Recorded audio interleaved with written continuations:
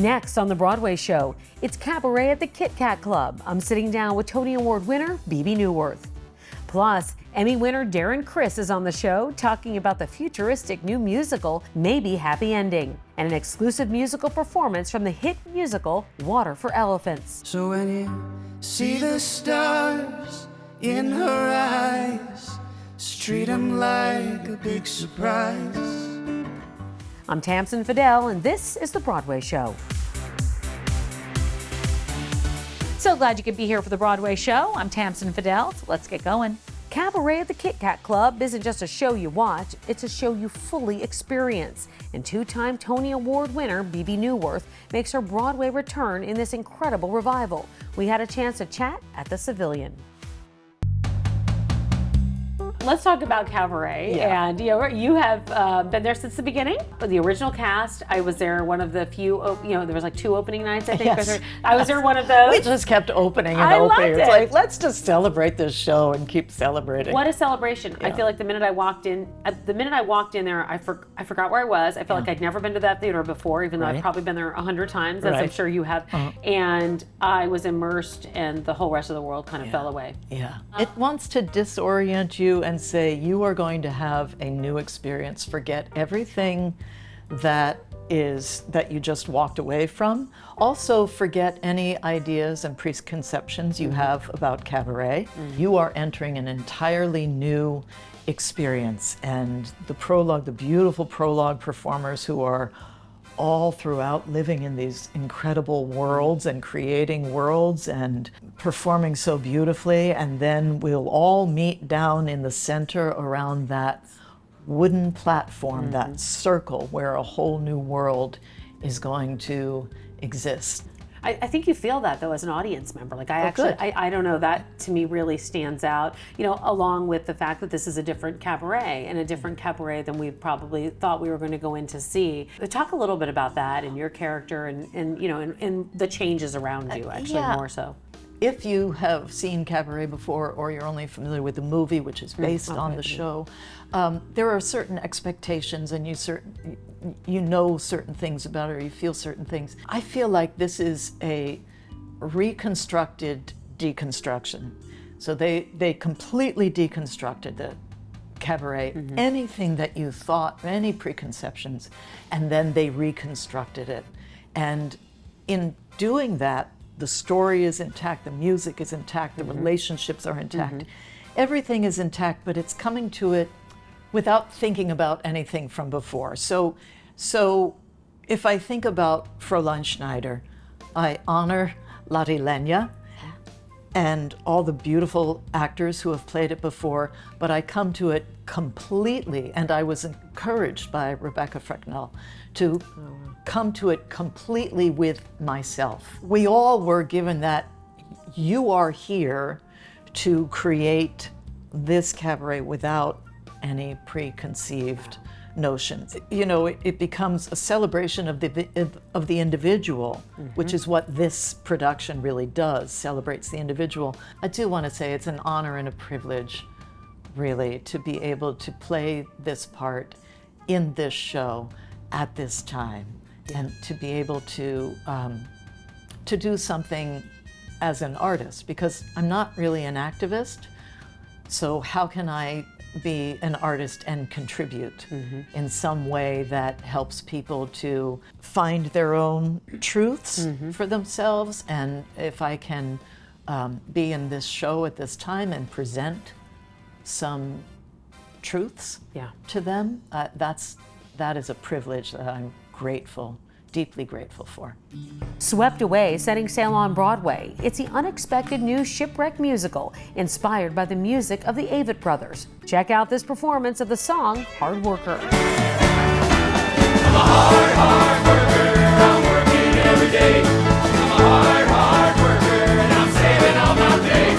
If I ever get some money put away, I'm gonna take it all out to celebrate. I'm a hard, hard worker every day. We got to know the stars of Swept Away. I can't reveal the surprises, but I can say that if people are coming to expect like an Avett Brothers concert, they will get that, and then they'll get other things as well. If people are coming expecting a theatrical experience and something that will move them and challenge them, they will get that.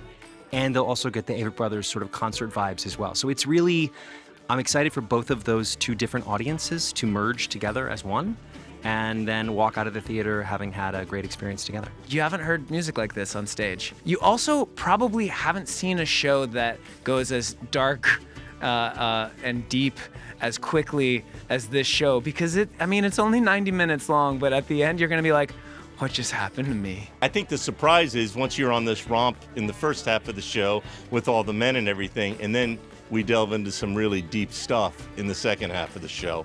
And I think that's gonna set them up for a big, oh, this is what this is. Death Becomes Her is casting a magical spell on Broadway audiences. Paul Wontorek caught up with Broadway's best frenemies, Megan Hilty and Jennifer Simard.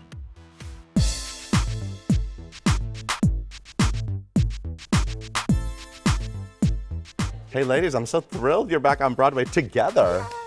How's it feeling to be launching this major Broadway musical? I still don't really believe that it's real. Like, I know that we're all dressed up and we're having a fabulous time here today, but like, it's so grand and it's so wonderful, and so many elements of this, what you see on stage and what we experience off stage, are fabulous. So I'm still pinching myself every day. This is also one of those titles, and you've both been in musicals like this, based on a movie that everybody's like, that should be a musical, right? You've been through that before, and this is one of those, right? I'm sure you experience this all the time in your like regular life. Oh yeah, I think I still have the ticket stub from when the movie came out somewhere. Really? Yeah, and I think everyone knew this would make a great musical, and I'm happy to report that not only is the movie as exceptional as it is, but what these writers and artists collectively have done to translate it to stage is one for the books. Isn't it really wonderful? Oh, absolutely. Yeah, because it's one of the most iconic movies ever made. But what they've done is taken that and made it completely its own, while paying homage to what's been done before us. I'm really thrilled for people to experience it. So these characters, Madeline, Helen, wow, they're a lot. What makes you say that? These are women who live very large, right? And they're very large characters to inhabit. But you also have to make them very human and build these real human relationships. I think you're doing that beautifully. What is it like, that balance? Because you do get to be extremely broad in the show as well. I don't know, because it does feel like I'm waiting for somebody to say, no, that's too much. Like, please don't do that. But I love that we have this space where we get to do that. Yeah. And inherently, like, you have to bring yourself to it, otherwise it's not real. So I don't know what that is, where that, like, how to put words to that balance, but it is very much at the center of what we're doing. You have to know that even when you're using the largest brush stroke, that it has to be based in something real. And sometimes you can go in with a fine brush stroke, and usually, to Megan's point, if you bring yourself to it, it's always going to be grounded if you work from the inside out. So even the broadest things are based in truth. I think we're both really good at listening to each other on stage and talking with our eyes, and I really appreciate that as your scene partner. Yeah. That keeps it honest, even when we're doing the most ridiculous things. Yeah. It's time to take a walk with a Broadway star, so let's send it out to Charlie Cooper. Raf, we're really excited to be walking you to work here at the Lincoln Center Theater. I almost feel like I need to say Lincoln Center Theater. You do, Lincoln Center Theater, you did it correct. Thank you, I appreciate that. So you're playing Harlan, which is McNeil's son, and you guys have this like tumultuous relationship. I want to know, just off the rip though, what drew you to Harlan's character? It's not so difficult for me to play a traumatized, angry person, but it was Downey who called me and said, I think you should play my son on Broadway, and I said, you're nuts. And here I am. I love nuts. that. Yeah. I love that. I love when you can embody the character and it just feels so real and natural. You know, I said, I don't know how I'm gonna do this. And he said, man, you couldn't screw this up if you tried. I said, what the hell does that say about me?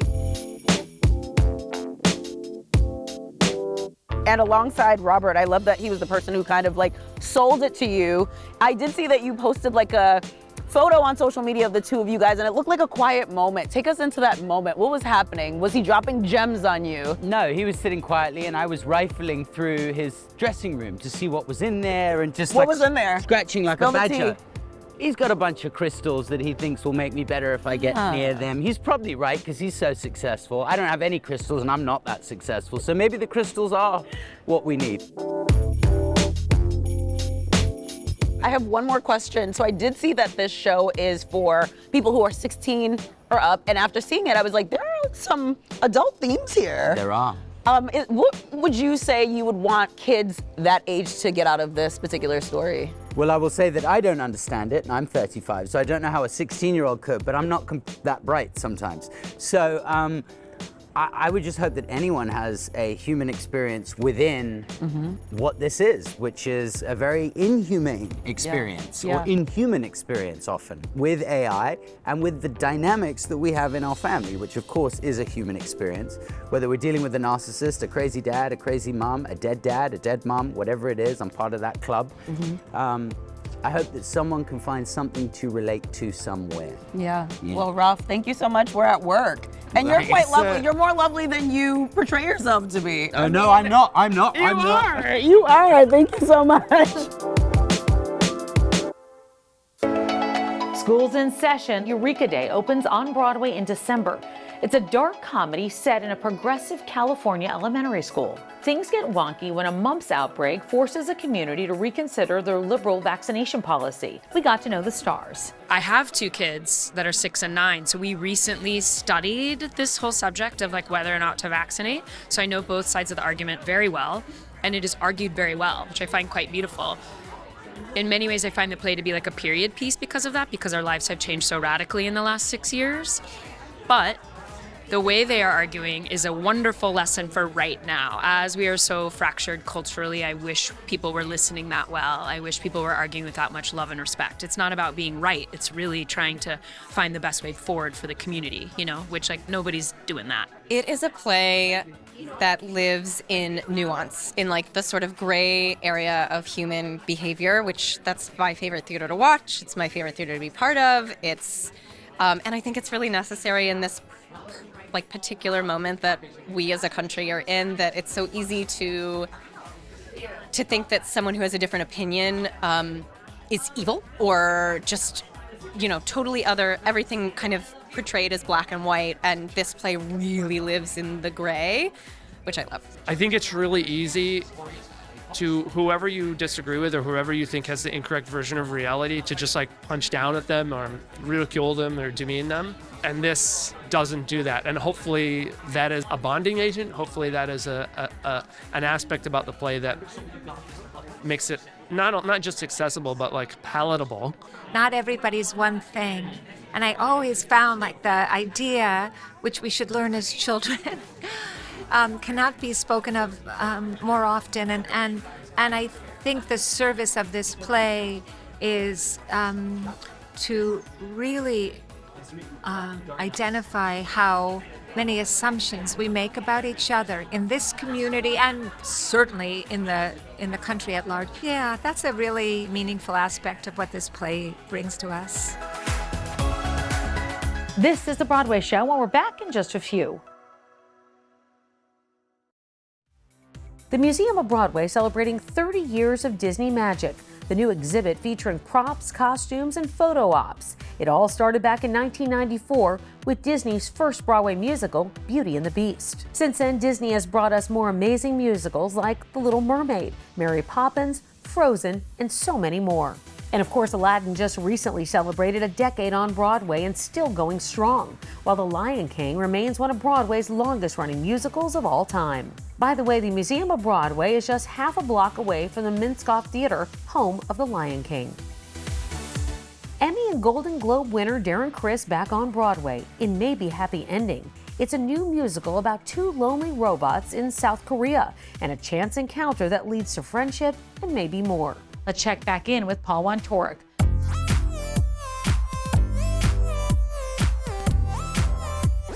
welcome back to Broadway. Thank you. Welcome back to So and So at the Romer Hotel. Yes, this is like a hot new piano bar spot. This is a musical that was, I believe, conceived in Brooklyn, premiered in South Korea, right?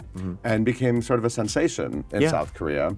And now it is arriving on Broadway with this sort of great love in another country. People here don't necessarily know it. I find myself losing my way with words at the end of the day when I come home after rehearsal, just trying to express how excited I am about this show. For all intents and purposes, this is the new kind of going forward seminal version that I hope can, last in perpetuity, for the ages. Because I do feel like this is a timeless piece. Let's talk about what it's about. I have a drawer in my house. And when I open this drawer, I have some of my old iPhones in there. Old versions of my iPhones, right? A little bigger, a little thicker, a little slower. I don't use them anymore. They're just kind of sitting But you there. have this weird emotional attachment to them and beyond. And that's kind of what we're dealing with That here. is exactly. I'm glad I've actually used this comparison. So there's what the show's story is and what the show is about. So we'll put a pin in that iPhone experience.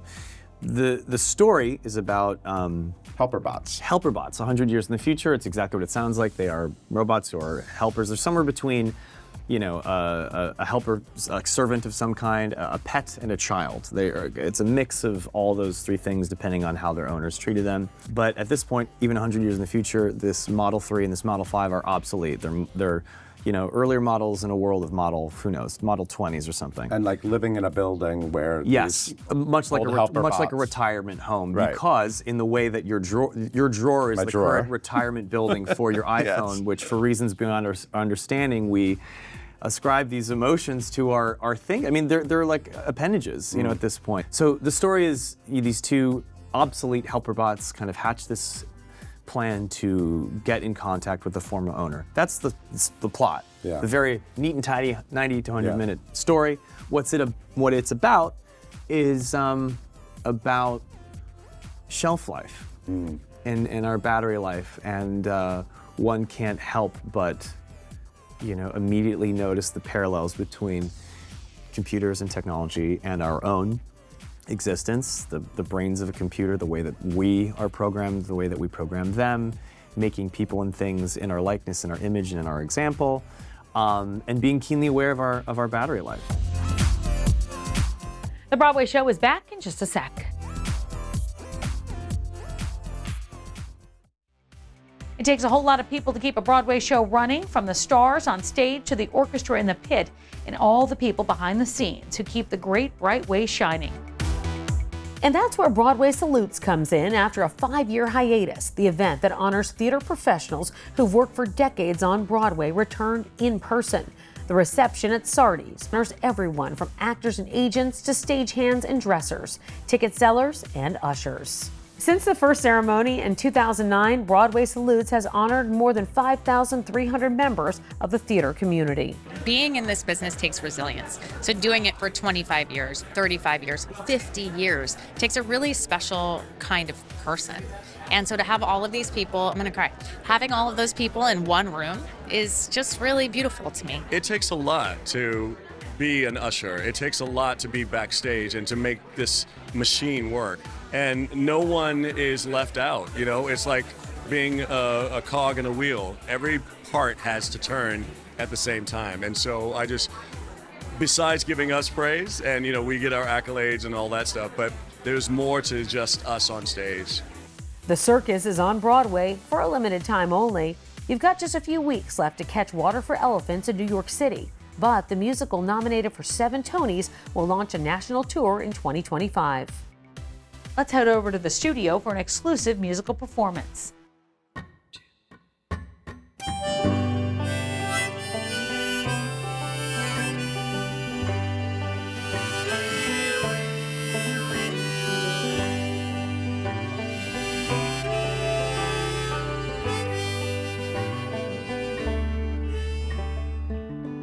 Is this what it feels like to finally feel right? There's some hope in the wind, it blows my way again. It's kind, but it's confusing to wanna hold something worth losing. To wanna hold it again, knowing that it'll end, dark of the night's what makes the stars so bright. They seem steady and unmoving, but I know they're spinning away towards the day, and I hear them sing.